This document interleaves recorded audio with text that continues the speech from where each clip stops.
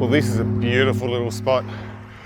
I doubt many people get down here. It's such a small beach, but there's some sandstone formations on each end. It's a really nice tree here. Mountains off in the distance, big river. I'm gonna have some fun here. What I really wanted to talk about today was traveling light. As you can see, this is my little setup here today, and this is all I've brought. I really want to learn how to explore without bringing too much gear. Every time I go out, I start off thinking, oh, I'll just take this camera and this one or maybe two lenses, and before you know it, I've got this massive bag full of gear. But I have to learn how to get my gear down because I'm heading to Europe at the end of the year and I can't bring it all. So I've really got to think hard. Which lenses do I need? Do I really need to take two cameras? I mean, I love doing it because it's easy. I can take this one with this lens and this one with a long lens, and I can just swap and change as I need. And that's my bare minimum setup as usual. This setup, I can get onto the aeroplane, I can carry it around with me comfortably all through Europe without a worry. So I can take this one and maybe one more lens to get in close, and that'll be it. How do I learn how to do that? Well, this is how. I'm out here today with my favorite lens, the one I use for almost everything. So I'm not going to feel restricted or limited. It's not going to be challenging my creativity at all. But what it is going to be doing is challenging my ability to use what is there. I'm a real sucker for these trees that sit out from the rocky shore. Beautifully isolated with the clouds behind. If it was low tide, I could get out here, I'd be able to get the shot beautifully. However, you work with what you've got. I'm gonna stick my foot in the water, get as much of that stone in the foreground as I can.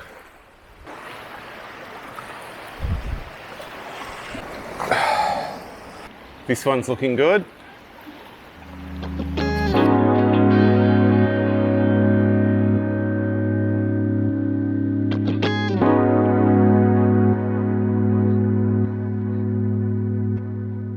So while I'm not challenging my creativity, I am challenging the way I take pictures. I've got to look more closely at what's in the scene, what I can get out of it with my favorite lens. When I'm off in Europe, I'm stuck with what I've got, so this is why I'm doing these videos, to show that I can actually make a decision and stick to it as far as lenses go. In this shot, I'm going fairly wide. So I've already done the close-up with a wide angle still, but what I really want to do here is get the full bay. Almost make the water the hero of the shot. The colours are really beautiful. We've got the dark band with the deeper water, and then the lighter tones as it comes in. Plus you've got the waves coming over the top. First thing I need to do is focus on the foreground as much as I can. I still want to get the waves rolling in with a little bit of movement because I really need you to see just how windy it is. And I do like a little bit of movement.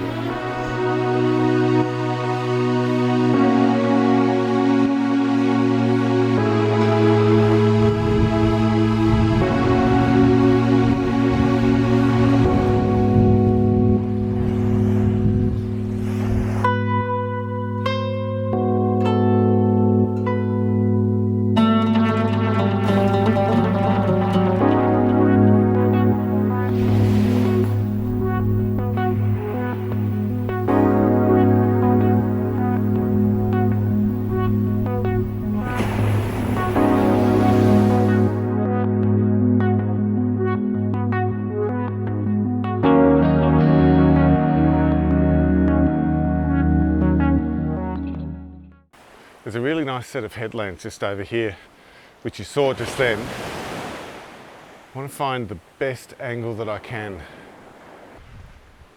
Now in this corner, because the wind is coming from the other side of that headland, down here is super calm, really reflective. These waves are rolling in just beautifully. Oh, look at that sun coming out. The hardest decision I have to make is whether to use the polarizer to get rid of the reflections or use it to enhance the reflections. I love the way the cliffs reflect in the water, but I also want to see what's below it.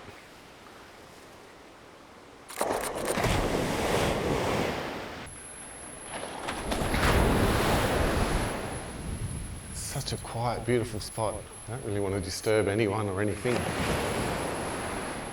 Over here, right at the end of the beach, you can see the stone face there has all these really nice cracks in it.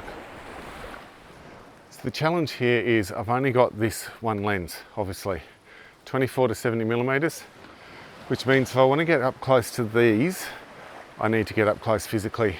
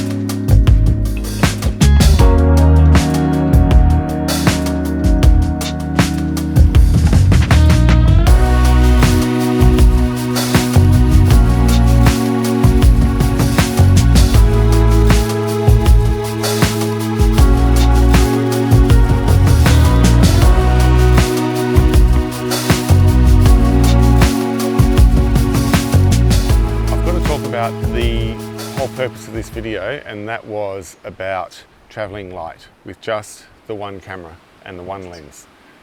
I don't think you need more than just one camera, one lens. For the sake of travel and the sake of figuring out what it is that you need to take, I would suggest just use your favorite lens. If you can get away with taking two lenses, absolutely do it, but that really needs to be it. So for me, instead of doing 15 millimeters all the way through to 450 millimeters,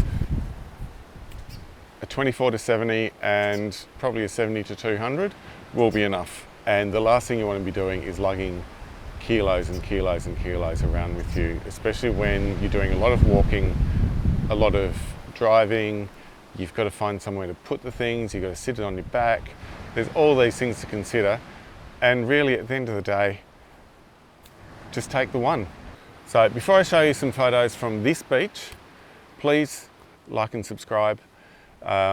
If you really like the videos and you want to see them as soon as they come out, hit the notification bell. Thank you very much for your time. I'm going to go take some more photos, and here they are. Thank you. See you next time.